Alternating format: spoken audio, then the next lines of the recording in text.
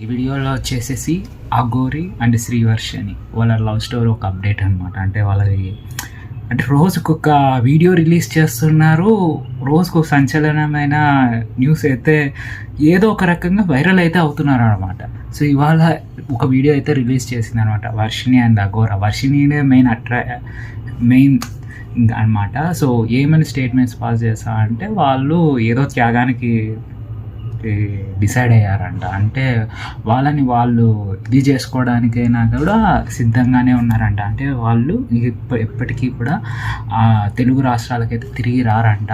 ఇక వాళ్ళని ఎవరైనా కానీ మళ్ళీ గుచ్చి ట్రోల్ కానీ, మీమ్స్ కానీ, డిస్కషన్స్ కానీ, డిబేట్స్ కానీ ఏవి చేసినా కూడా వాళ్ళు ఒక డెసిషన్ అయితే తీసుకుంటారంట. అంటే మొత్తానికి ఫిక్స్ అయిపోయారు ప్లాన్డ్గా, అంటే ఇంకా తెలుగు రాష్ట్రాల్లోకి రారని.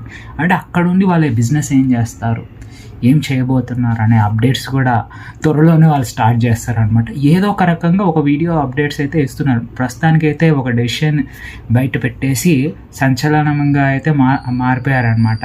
ఏదది ప్రాణత్యాగం ఏదో చేసుకుంటారంట.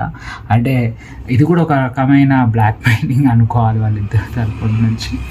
బట్ వాళ్ళు ఏదో డిప్రెషన్కి గురి అయినారేమో అనేది అయితే తెలుస్తూ ఉంది. కానీ స్వామీజీలు వీళ్ళందరూ కూడా అదంతా లేదు, ఇదే అని అయితే అంటున్నారు. బట్ మనకు తెలియదు కదా, వేటికి ప్రూఫ్స్ లేవు. కానీ వర్షిని ఏమో అఘోరి నిజమైన అఘోరి అని చెప్తుంది. ఈ స్వామీజీలు ఏమో లేదు, అఘోరి కాదు అంటారు. మళ్ళీ చూద్దాం నెక్స్ట్ ఎపిసోడ్లో ఏమవుతుందో ఏంటో అనేది.